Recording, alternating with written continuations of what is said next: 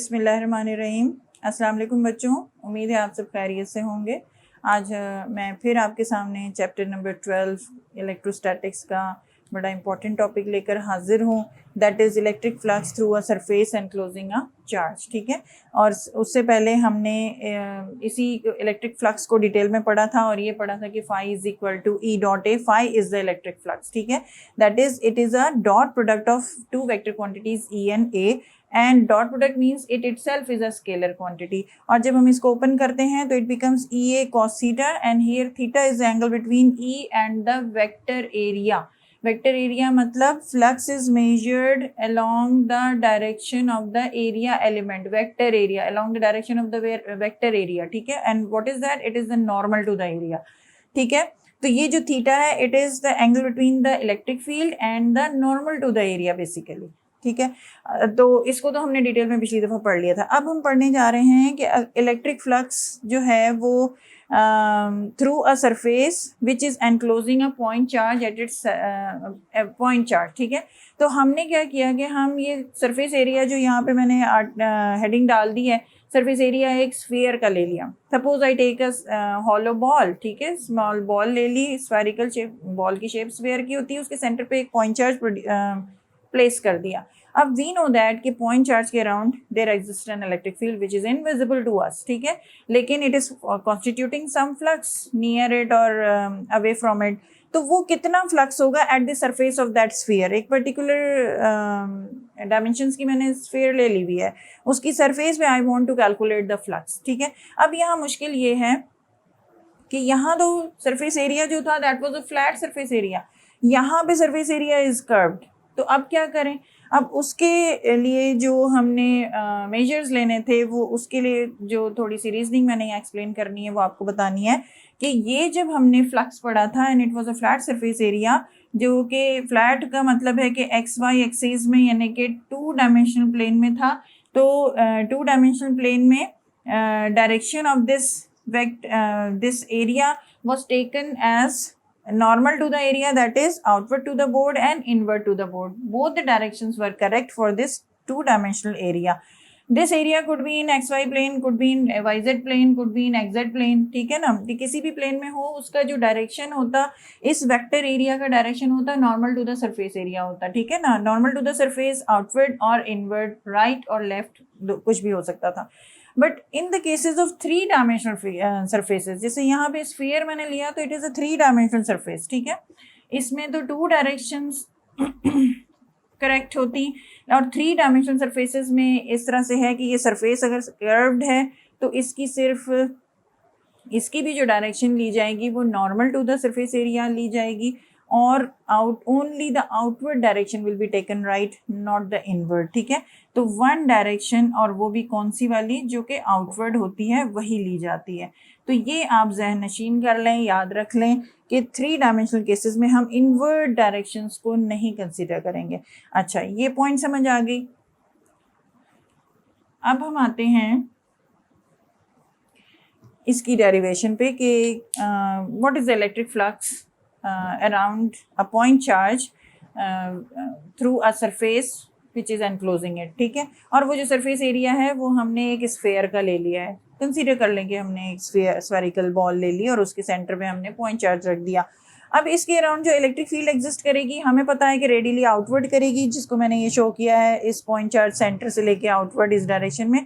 और ये मैंने क्या किया है कि एरिया एलिमेंट, इस सरफेस एरिया को हमने यहाँ पे चूँकि ये कर्व्ड है और इसके अराउंड हम इस पर हम फ्लक्स को मेजर करना हमारे लिए मुश्किल है, क्योंकि हम अब तक फ्लैट सरफेस एरिया के थ्रू फ्लक्स कैलकुलेट करते आ रहे हैं। तो हमने क्या किया कि हम इस पूरे सरफेस एरिया को, कर्व्ड सरफेस एरिया को छोटे छोटे स्मॉल एरियाज में डिवाइड कर देते हैं। ऐसा क्यों किया? To make it flat. कैसे? ये इस बात से आपको समझ आ जाएगी कि अगर हम एक सर्कल ले लें और उसमें एक आर्क ले लें, तो this arc length is giving us, telling us about some curvature. अब इस आर्क लेंथ को अगर मैं छोटा कर दूं तो ये कर्वेचर और कम हो गया, और अगर मैं आर्क लेंथ कम कर दूं तो ये curvature is coming more near to the straight line, और छोटा कर दें तो ये देखें बिल्कुल ये और ये स्ट्रेट लाइन के बराबर ही हो गया है।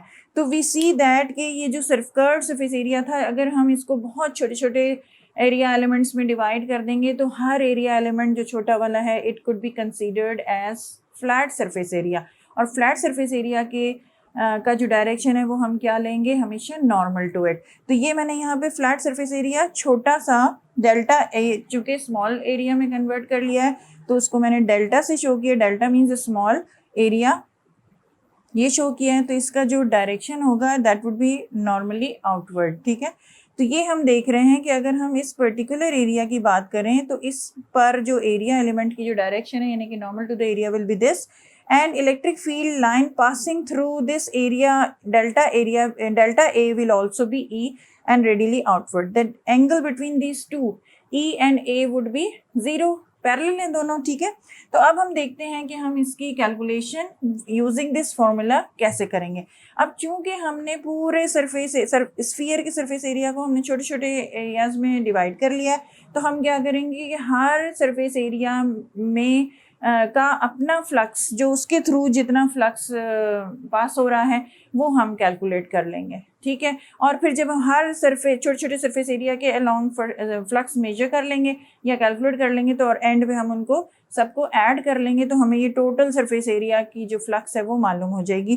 क्यों ऐड कर लेंगे, सिंपली नंबरों की तरह, because it is a scalar quantity. Scalar quantities यानी कि सिर्फ नंबर होते हैं, तो नंबरों का तो addition is a very simple thing. ठीक है, तो अब हम क्या कर रहे हैं कि अगर हम सपोज एक एक एरिया एलिमेंट ले लेते हैं delta A1, the electric field which is passing through it will be E1। ठीक है, तो जो flux passing through this small area A1 and A1 would be how much, according to this formula it is E1। ये मैं इस तरह से फॉर्मूले के मुताबिक ही लिख लेती हूँ, जैसे E डॉट A है तो मैं इसको लिख लूँगी E1 delta A1 cos theta में थीटा इज 0 हियर, ये मैंने दिखाया है कि दोनों के दरमियान एंगल 0 है, कॉस 0 इज 1, तो ये मुझे यहाँ लिखने की ज़रूरत नहीं है, but I can write it also. अच्छा, इस वक्त या मैं इसको अगर वेक्टर फॉर्म में लिखूँ तो I can write like this also, dot product भी लगा लें इसको, कोई मसला नहीं। अब यू सी कि this is the flux through this small area delta A1। दूसरा फ्लक्स जो छोटा सा फ्लक्स होगा इसको भी मैं डेल्टा लिखना चाहिए मुझे, तो ये हो जाएगा E2 डॉट डेल्टा A2। अब ये मैंने E2 सही लिखा है क्या? E2 जो है it should not be E2 actually सिर्फ E2 इस चीज़ को इंडिकेट कर रहा है कि it is electric field through this area A2। ठीक है, तो चलें इस वक्त मैं इसको इसी तरह लिख लेती हूँ। इस तरह हम जितने इन्फिनिटेसिमली स्मॉल एरिया एलिमेंट्स में डिवाइड कर लिया था सरफेस को, तो हम इसको n में अगर डिवाइड किया था तो हम इसको En डॉट डेल्टा AN लिख सकते हैं। ठीक है, और जो फाइनल फ्लक्स आएगा वो कैसे आएगा, by adding all these small fluxes all these through all these small area elements, तो ये हो जाएगा phi total flux through the whole surface would be equal to phi1 बल्कि delta phi1 plus delta phi2 and so on plus delta phi n तक अगर है तो delta phi1 कितना है, it is E dot delta A1 vector के form में क्योंकि मैं डॉट लगा रही हूँ, plus E2 dot delta A2। ठीक है, एंड सो ऑन ये n तक। अब वी सी दैट कि ये डॉट तो यहाँ पे इसका मायने नहीं रह जाता क्योंकि मैंने शुरू में भी बता दिया था कि ये कॉस 0 है हर एक के साथ। यहाँ एक एरिया एलिमेंट ले लूँ A2 तो इसकी जो नॉर्मल होगा वो ये होगा और जो इलेक्ट्रिक फील्ड लाइन होगी वो भी रेडियली आउटवर्ड ही एक्ट कर रही होगी, तो E और A हर एरिया एलिमेंट पे पैरेलल ही होंगे। तो ये डॉट अगर हम ना भी लिखें तो फिर this becomes the magnitudes E delta A1 E1 plus E2 delta A2 and so on. अब इसमें से वी सी दैट ये जो इलेक्ट्रिक फील्ड इंटेंसिटी है चूँकि ये एक ही डिस्टेंस पे है all around the surface of this charge particle, तो इट शुड रिमेन कांस्टेंट। तो ये E1 but I should write कि E1 is equal to E2 is equal to E3 and so on. ठीक है, तो हम इसका मतलब है कि अगर ये सबस्क्रिप्ट को ड्रॉप ही कर दें और इज इक्वल टू मैं यहाँ E लिख दूँ तो it would make no problem. ठीक है, इन सब की जगह चूंकि ये बराबर है तो मैं E लिख सकती हूँ, तो phi इज इक्वल टू हो गया E delta A1 plus delta A2 E delta A2 plus E delta A3 and so on. अब इन सब में E कॉमन है, E को कॉमन ले लिया, it becomes delta A1 plus delta A2 and so on. अब E is equal to what is this area element, ये सबका सारे एरिया एलिमेंट का जो सम होगा वो surface area of a sphere होगा, क्योंकि मैंने यहाँ पे फिगर क्या लिया है, स्फीयर लिया है। And what is the surface area of a sphere you studied in mathematics? It is 4 pi r square, ठीक है, E is equal to 4 pi r square। तो यहाँ पे आ जाते हैं हम,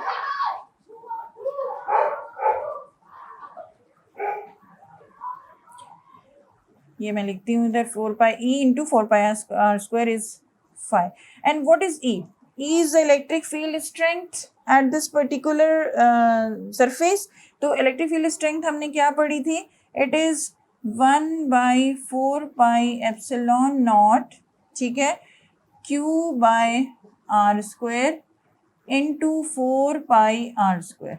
इसमें से we see that कि ये 4 पाई कैंसिल हो गया, आर स्क्वायर कैंसिल हो गया, and we get phi as, ये मैं अलग पेन से लिखती हूँ ताकि आपको क्लियर हो जाए। यहाँ पर हम आते हैं, इसके बाद इधर आ जाते हैं, दैट इज, बल्कि इधर जाते हैं,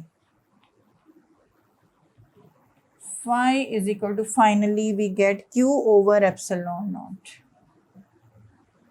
ठीक है। तो we see that the total flux through a surface enclosing a charge is equal to Q divided by epsilon naught। Q is the charge, point charge, which has been enclosed here at its center, and epsilon naught is the permittivity of that free space here। हमने free space में रखा है, अगर यहाँ कोई medium होता तो medium की permittivity आ जाती, ठीक है। तो फ्लक्स जो है वो यहाँ पर we see finally कि वो उस पे सरफेस पे तो डिपेंड ही नहीं कर रहा, सरफेस एरिया पे तो डिपेंड ही नहीं कर रहा है। यानी कि अगर मैंने यहाँ पे स्फीयर लिया था तो स्फीयर का तो यहाँ कहीं फॉर्मूले में कहीं जिक्र ही नहीं आ रहा, ठीक है ना।